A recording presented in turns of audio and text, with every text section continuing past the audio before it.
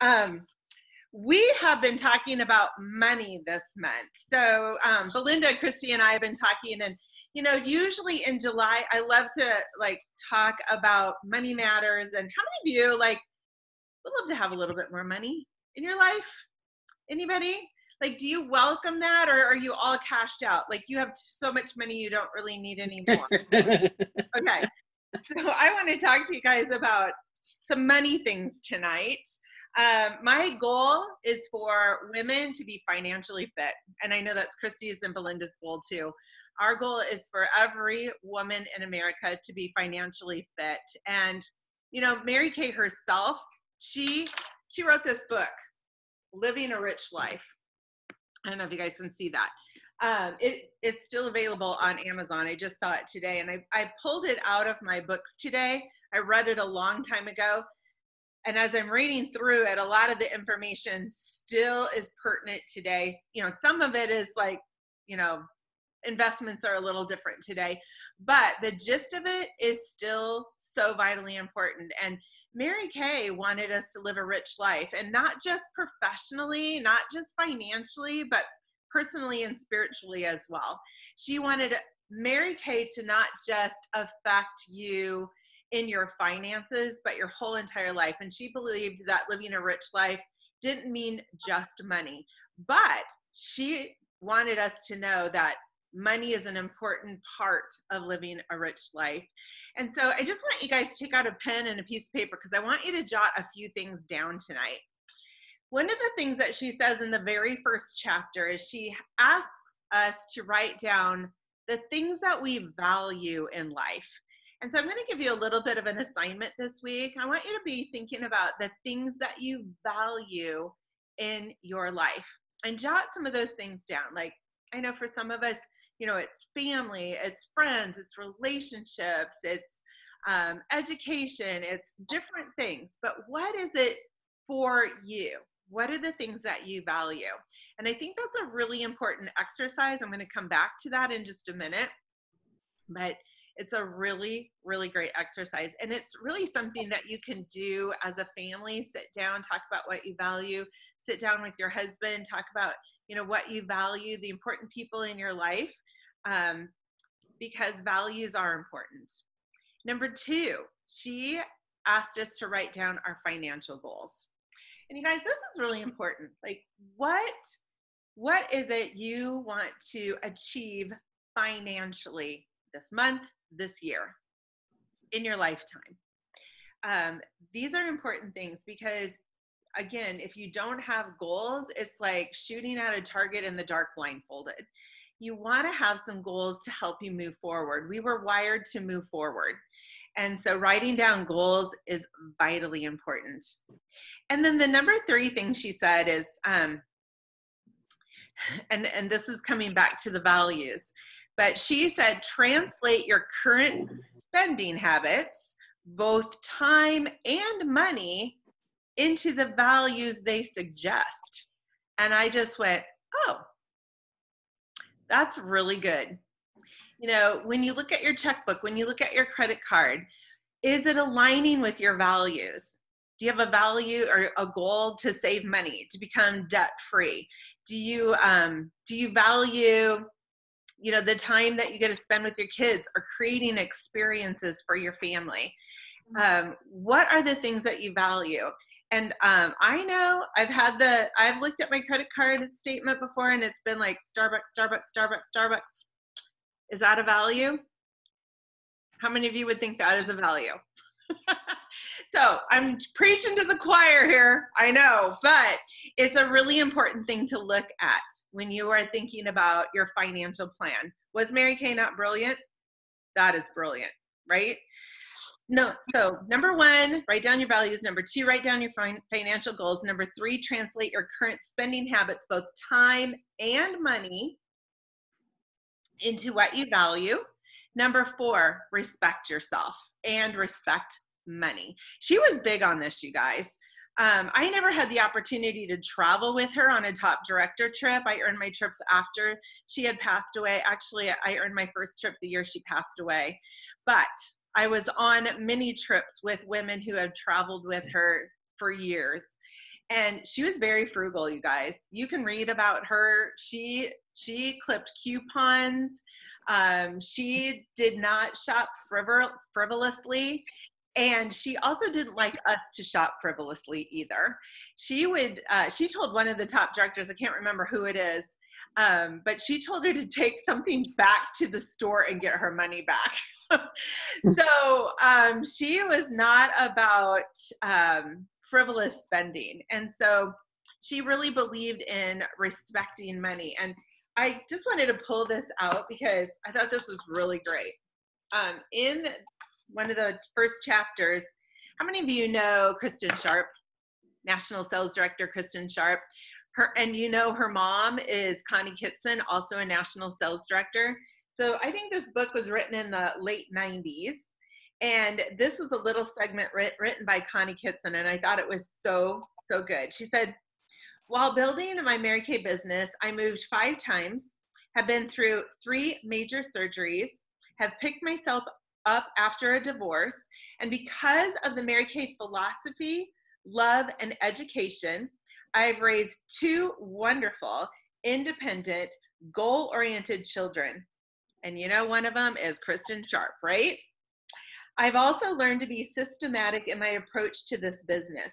We as women need to be smart with taxes and money management. My goal is to empower women to be great business leaders and help others achieve their goals. We need to be savvy with what we're doing. We all need to know exactly what we can and can't do when it comes to filing taxes. And if we don't know, we're leaving money on the table. I have a business plan. I work with an investor. I have 15% of my commission check each month go to savings, and this covers my travel and my tax payments. I make it simple by automatic deduction, and this set amount from my commission check. I don't see the money, and so I don't spend it. My advice to others is to have people do your taxes who are familiar with a home-based business. I'm going to talk about that in a minute. Know what you can and you cannot deduct and document your business correctly. Take advantage of automatic deductions and work diligently. I thought that was really great sound advice because none of us has a crystal ball, you guys. None of us has a crystal ball.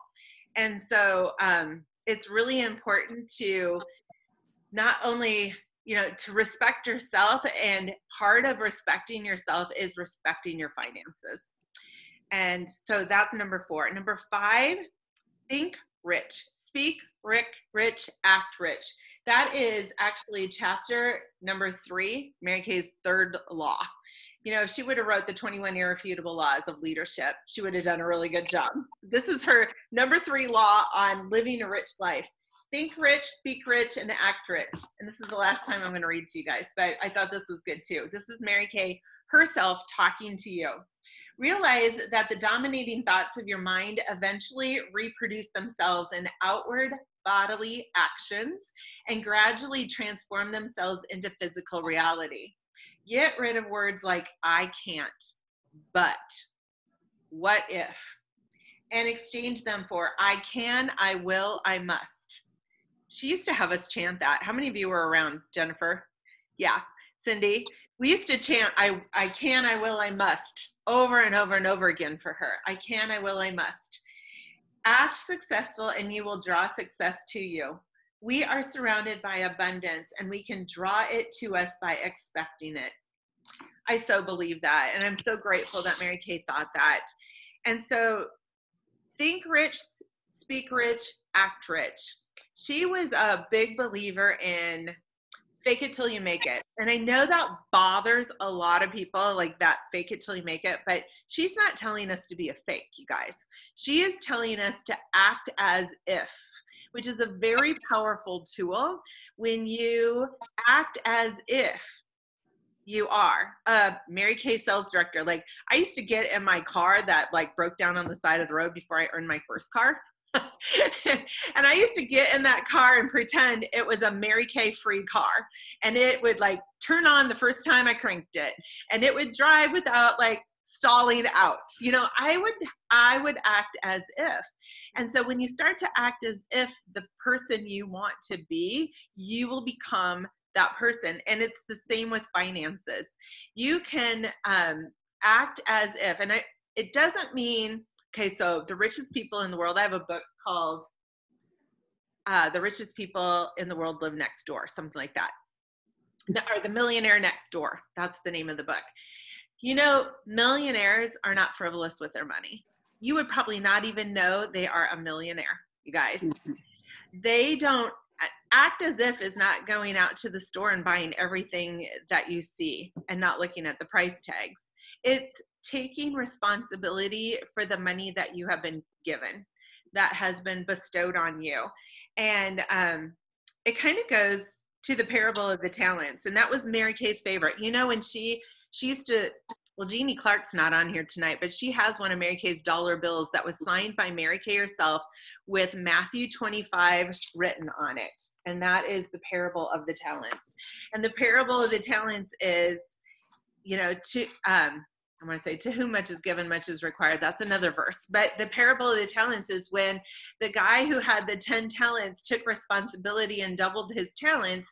He was given the talents that were buried by the guy who just hid them. So we're to take good responsibility of our money. And I'm going to talk tonight about, I know a lot of you don't like the word budget, and I don't either. So I call it a monthly cash flow plan. I have new verbiage for you guys. So if you hate the word budget, we're going to talk about monthly cash flow plans, because I do believe that it's important that we be smart with our money, because life is unpredictable, you guys. You don't know what will happen tomorrow. I wish I had a crystal ball for every single one of you. You know, you never know when you're going to have something crazy happen. And God forbid it's something horrible, but you want to be prepared. And Mary Kay was really smart about that. So the last thing I'm going to share, her 6 most important things. So number 1 was write down your values. Number 2 is your financial goals. Number 3, translate your current spending habits, time and money, into your values. Number 4, respect yourself, respect your money. Number 5, think rich, speak rich, act rich. And number 6, get smart about money and don't leave it to someone else. You guys, you got to know what's going on. And so, hear my heart. Even Dave Ramsey talks about get on the same page with your husband or the people that you're doing money with, okay? Get on the same page. Because it's really important to know what's going on. Husbands need to know what wives are doing. Wives need to know what husbands are doing. And so I just really encourage you to sit down and make a plan. And so Christy and Belinda and I were talking as we were kind of like talking over what we wanted to talk about tonight. I was blessed enough to be raised by a father and a mother. Actually, my mom handled the finances, but my dad actually taught me how to write out a budget when I was in high school.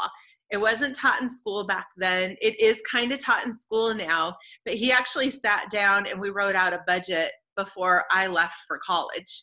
And I did that with my kids. And I want to tell you, you know, raising independent children is a beautiful thing. Jenny McKinney, my assistant, always said, we are not raising children, we are raising adults. And that is so true. And so they have never once asked me for money, ever. And I'm really proud of that. And so I'm not saying that to say, oh, yay, you. I'm saying it because to whom much is given, much is required. So if you're one of those people that was taught money, hallelujah. We are called to teach that to other people, because here's the deal. 31% of millennials have a monthly cash flow plan. 31% of millennials.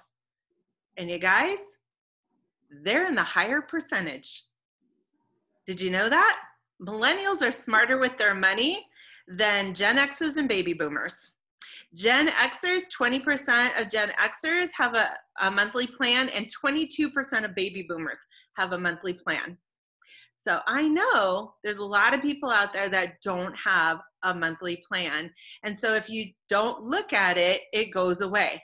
Have you ever had that happen? Like you get to the end of the month and you go, where'd my money go? Because you didn't have a plan. So Christy and Belinda, I'm going to have you unmute because we did talk a little bit about this beforehand. And I asked them just to share their thoughts because everybody comes from a different place. Belinda, you want to go first? Okay, I'll go first. So I think I surprised them when we were talking a little bit about when it was time for school, how they had their parents tell them that, you know, this is how much the budget is for school clothes, supplies, and whatnot. And, you know, this is what you have. If you decide to spend it all on name brand jeans or whatever, that's it. I was the opposite. My mother gave me a credit card and said, here, go get what you need. And so when we were talking about that, then it just was, I didn't say that to be, you know, braggy or boasting. I was saying that's how my household was, which then meant that I didn't have a budget. So learning how to have a budget was something that I had to learn along the way, because when I was in school, it was go get what you need. So we were just talking about how different environments and how we grew up really impacted what we do sometimes today. Not sometimes, probably most of the time today. So that was a little bit different in our conversation. So, and I think Christy and Stacy were a little different. Yeah, so for me, really my parents did some teaching on that, not a lot. I think, and I didn't share this with Stacy and Belinda actually, but I think there were two things in my life that really caused me to kind of step back and take a look at having like a monthly cash flow plan. And shortly after I had moved down to Arizona, I was working for a company when the real estate market crashed, and they gave us 15 minutes notice, and they tied over 2 months worth of my salary into a bankruptcy. I did not get paid because they tied it into a bankruptcy, and I had no job because they gave us 15 minutes notice. And prior to that, I worked as a teller in a bank. And so touching money all day long gave me more of an appreciation for money. But definitely that instance of losing my job with 15 minutes notice and them not paying me the hours that I worked, that was a rude awakening for me, and really helped me develop more of a monthly cash flow plan. But my parents raised us when we were old enough to understand the value of a dollar.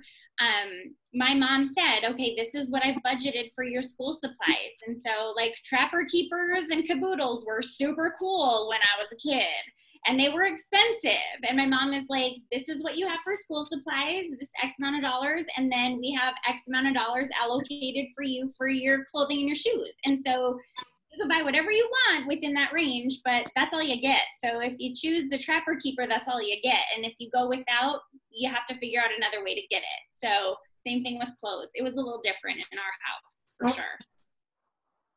And the other thing I wanted to mention too, that we had this conversation too about people going from living paycheck to paycheck. And, you know, so you all know that I work for a large corporation. So working in sales and working for FedEx, I knew that every 3 months I was going to get a bonus. So, you know, that's the other thing. When you live paycheck to paycheck, but then know you're going to get a bonus. And then, you know, you're like, okay, when the bonus comes, then I'll pay for insurance and pay for things like that. So I'm just being transparent. And the conversation was really so that we could talk about how can we help? Because that's part of what we do. The passion we have for all of us, for each other, is how can we help other people because of what we've experienced.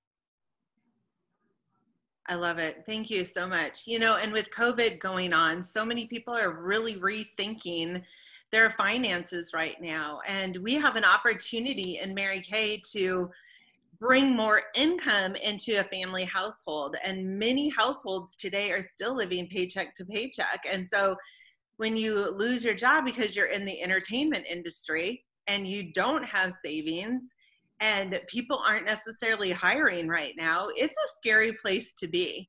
And so I just want to share this with you guys, because if you are financially sound, thank goodness. take what you have learned and pass it on. There are women out there right now that need us. When you look at these statistics of 31% of millennials and 20% of Gen Xers and 22% of baby boomers basically probably living paycheck to paycheck, that there's a lot of people out there that are in a real need right now for some extra income. And so taking good care of what you have so you can teach it to other people.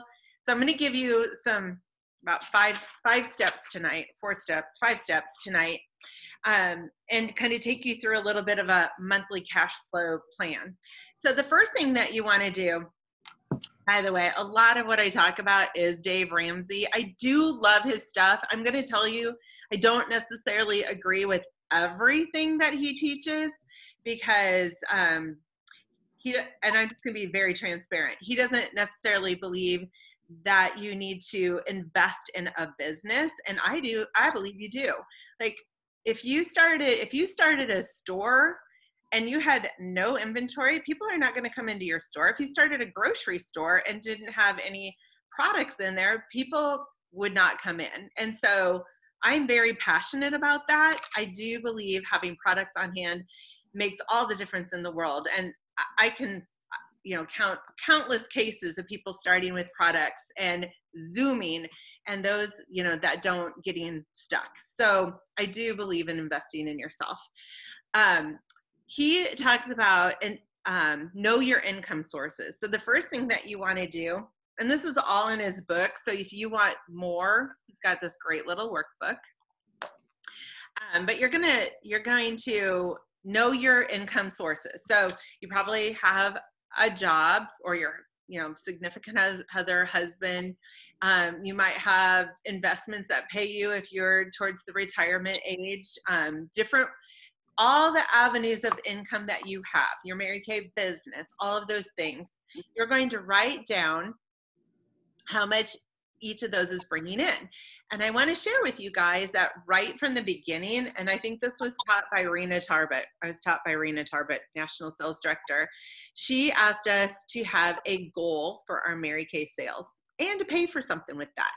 And so I still budget $1,000 profit every month for my sales. That goes into my income sources. And so I have to figure out how I'm going to sell enough product where I can have $1,000 going into our household budget every month, just for my sales, okay? In the beginning, before I left my full-time job, I was making the house payment with my Mary Kay. I took that on so I knew that I could make the payment before I left my full-time job. So think strategically, you guys. Use this as a way to bring in money. And I know for a lot of you this is fun and this is a hobby, but how rewarding, how exciting would this be to be able to pay for the things that you want? It could go to a travel fund. It could go to a college fund. It could go to, your charitable gifts, whatever you want to use it for. But set a goal for your Mary Kay sales so that it's coming in as income into your income sources. Does that make sense? And that's, Christy talked about the 40-60 split last week, and this is why that's so important. You know exactly what you need to sell in order to take that profit every single month. Make sense? I do, and I know some of you are a little bit more, I'm not going to say the word anal, but I am. Like me. I don't do the 40-60 split. I literally take all my income and then subtract out all my expenses. So I know exactly to the dime how much money my Mary Kay business is bringing in every single month. And so for some of you, I know you have spreadsheets. Hallelujah. Use that. It doesn't matter if you do the 40-60 split or you do the real calculation. It just matters that you do something. Does that make sense? Okay. So then you know how much money you're bringing in, and have a goal for that. Have a goal of how much you want to bring into your household budget. Okay, so that's number one, know your income sources. Number two, we're going to create a monthly cash flow plan. And you guys, you're going to want to write it out. I have it typed up. I have a master, and Terry and I sit down between Christmas and New Year's. And sometimes if things are fluctuating, like you're making more money, you may need to sit down, like you get a promotion, you may need to sit down and reevaluate and recreate your budget from time to time. But we do sit down at least once a year and we recreate the budget, and it's saved on my computer. Monthly cash flow plan 2020 monthly cash flow plan sample.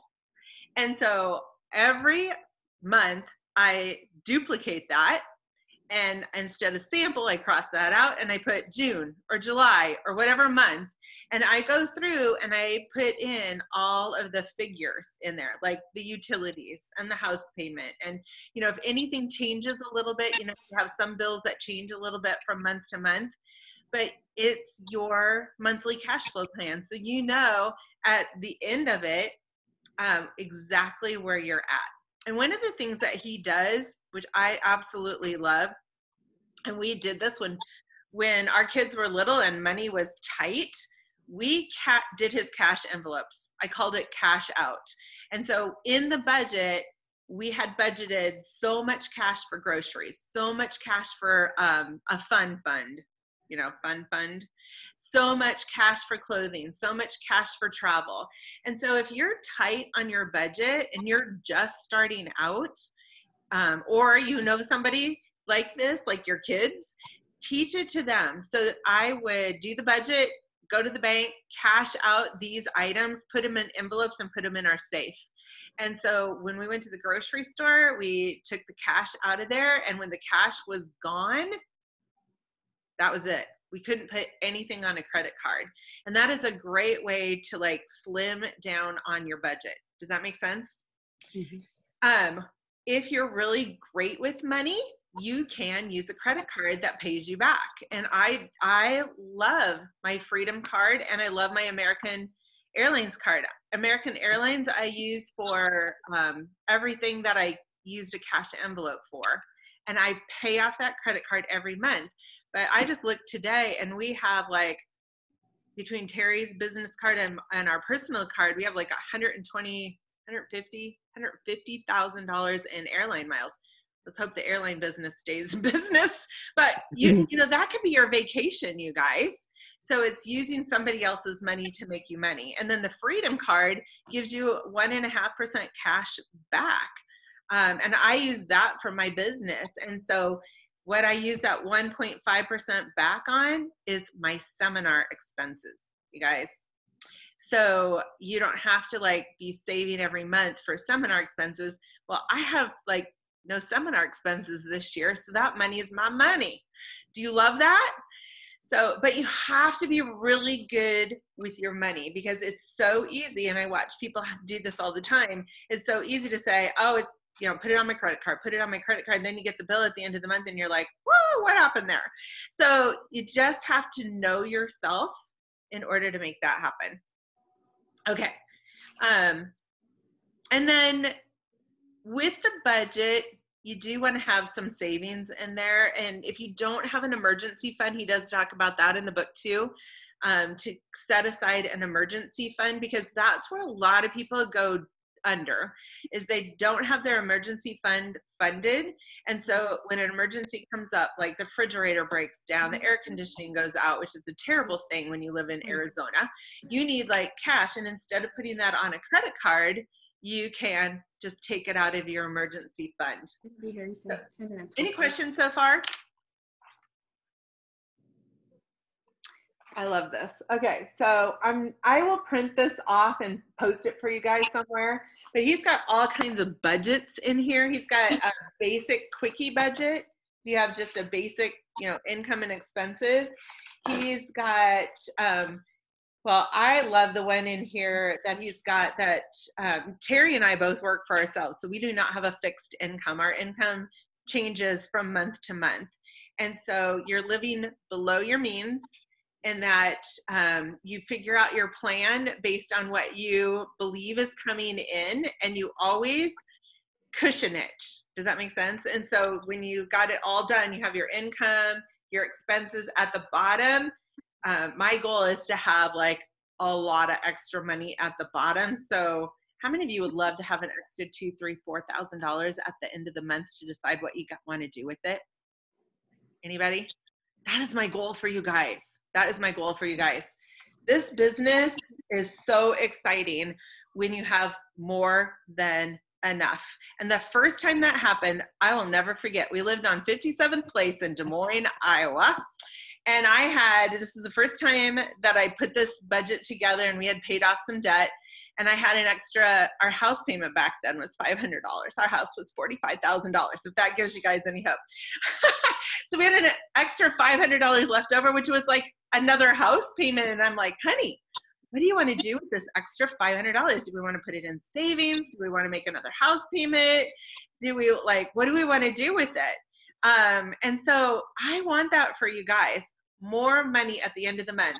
And so when you do that budget and you realize, you're spending money on the things that are valuable to you. And I know for some of you, safety and security is very valuable, to be able to put that money where you value. Am I speaking to anybody's heart tonight? I hope I am. Okay. And here's the other thing.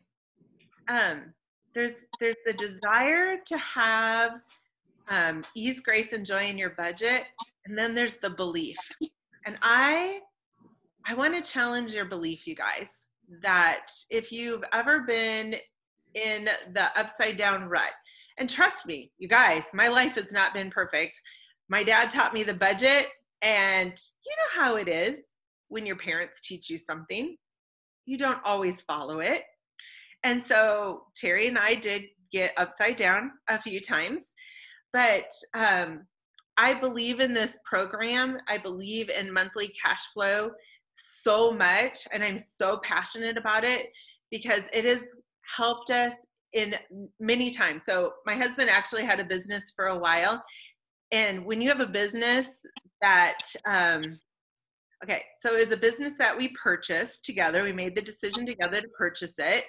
But when you buy a business or start a business that doesn't have a 90% buyback guarantee, that doesn't have like a manual that teaches you how to do it, that doesn't give you support, that doesn't give you mentors, you're like out there floundering on your own. We ended up closing that business and having $36,000 in debt afterwards that we had to figure out how to pay off. And so we budgeted, and at the end of that, you've got your money that you can put towards debt if you need that. And so that's the next thing I want to talk to you guys about is debt reduction. So number one, know your income sources. Number two, get a plan and stick to the plan. Number three, if you've got debt, which 90% of Americans do, actually 13% of Americans are debt-free. 13%. I just looked it up before I got on here. I just had to know. I do love Dave Ramsey's Debt Snowball, and I do have a little bit of training on my website on that. But go back to what Mary Kay said. What do you value? Respect your money and make a plan. And his plan is super simple. Write out. Do you remember Ray Huss doing this, Jennifer? Were you around when Ray was doing this? She actually wrote the plan on a whiteboard in her dining room, so everybody that came into her house could see how much debt she had. She was a brave soul. I'm telling you, very brave. But you know what? It was like going to Weight Watchers, because she was accountable to literally everyone that walked into her dining room.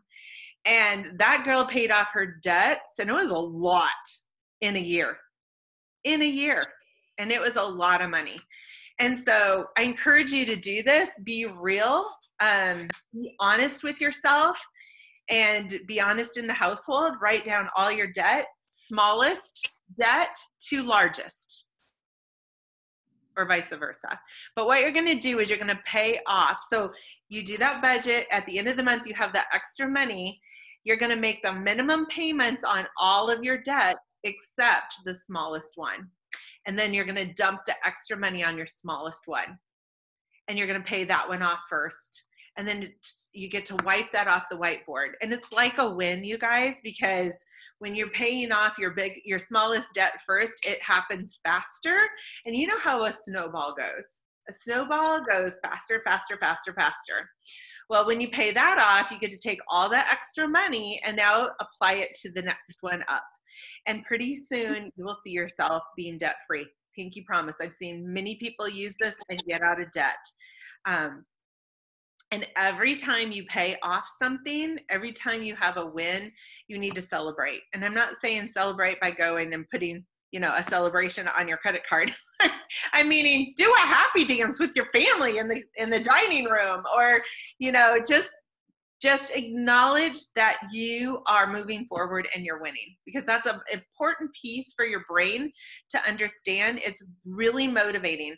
So for the D's on here, it's easy for us to just check it off and zoom to the next goal.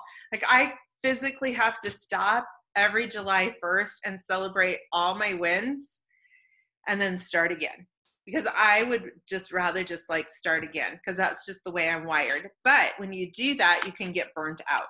So celebrate your wins. Okay. And then number 4, once you have, your emergency fund, your budget figured out, your debt reduction down, then you can start on savings and retirement. And then number 5, I'm just going to move to that one. I think it's really important to have a really great tax person and a really great financial advisor. And it doesn't matter if you have no money and $100,000 in debt.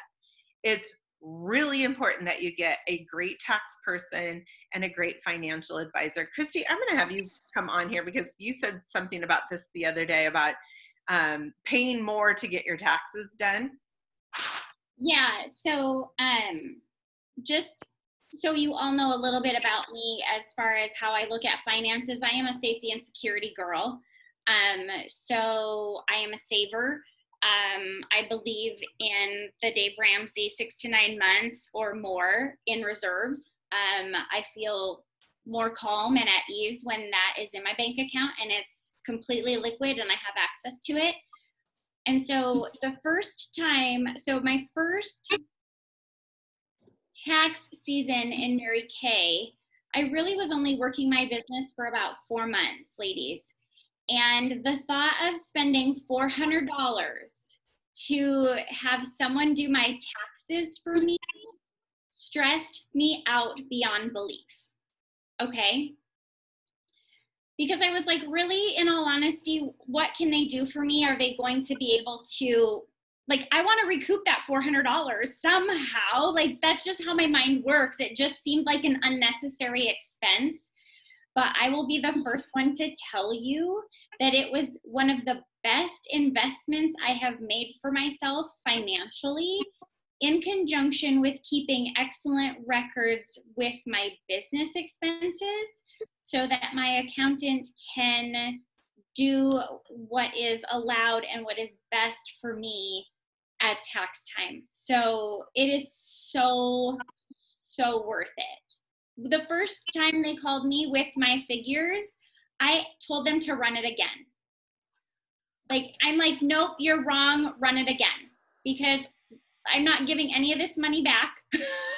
Once it hits my account, it's mine. So run it again, make sure. And they were like, Christy, we've run it 4 times. This is legit. I'm like, so it was very, very much worth paying that $400. But for me, initially, it was sticker shock, you guys. It was really sticker shock, but it was so worth it. And then as you move up into directorship, like Christy and Belinda, I will tell you, you want a really great tax person who can help you. And, we have an S Corp. Christy, do you now? It's being set up. It's being set up. So once you start making good money, you really need to like have a good tax person so you can keep more money in your pocket. And the government wants small business to succeed. And so they have set it up so that you can keep more money in your pocket, but you need somebody who understands the tax laws to really shelter you. And so I just hear my heart. Don't just go to H&R Block or your cousin who did taxes, 25 years ago. And don't buy that little system that you plug in your own numbers. Do you hear me? Because there's so many great ways to keep more money in your pocket. Okay. And then that brings me to a really great financial advisor. You guys, you need a great financial advisor. And it's never too early to start. And here's what I want you guys to look for. You need to look for a fiduciary. And the fiduciary is someone who has your best interest in mind. When you go to a lot of these places, my parents invested with Edward Jones forever. And I thought, because they invested with, and please hear my heart, I am not putting down anybody. But I thought since they invested with Edward Jones that that's who we should go with. But I realized in my years of investing, it was a different person a lot of times. Like the person who was there would be gone the next year when we would sit down, and the next person would have a different idea of a plan. And I realized that they're not a fiduciary. A fiduciary is someone who has to invest with your best interest in mind. But a lot of investors are investing with their best interest in mind. It's like going to the cosmetic counter and they want to sell, everybody wants to sell you their favorite moisturizer, which is the one they make the most money on that month. Does that make sense? Mm-hmm. You don't want that. You want somebody who has your best interest in mind. When we switched over to fiduciary, our retirement like doubled in a year. That's the difference that it can make. And so I've got some great people. So if you need somebody, please let me know. But a good financial advisor will set you up for your future, which is what you really want. Okay, so you can tell I'm kind of passionate about this, you guys. Questions or comments, or did you hear anything new tonight? Give me a little feedback. Can I just add one thing too? One of the misconceptions that I've heard, and this is definitely one of the reasons why I think it's important to have a CPA, like a good solid accountant that's well-versed in a home-based business, take a look at your taxes. So most people that do not have a home-based business, there is a standard deduction that is taken on income taxes, right? Y'all know that. So like if you're single, this is your standardized deduction. Or if you're married, this is your standardized deduction. The government just gives you this dollar amount as a deduction. A lot of people don't know that there are ways that the accountant can do the standardized deduction, but also do itemized deduction for business or so on and so forth. They can maximize that deduction. I've heard a lot of people say, well, we don't get an accountant because we are just better off taking the standardized deduction. But that is not true in all cases. And so I just really would encourage you to have someone take a look at the things, versus just assume that that's the case. Very good. Good.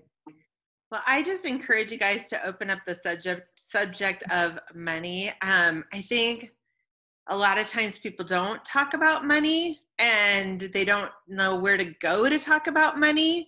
I know I've run into a lot of people that has been the case. And so if you have questions, don't hesitate to reach out.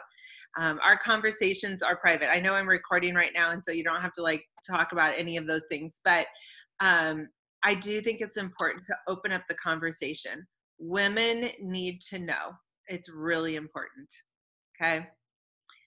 Any questions, comments before we end? I'm going to stop the recording.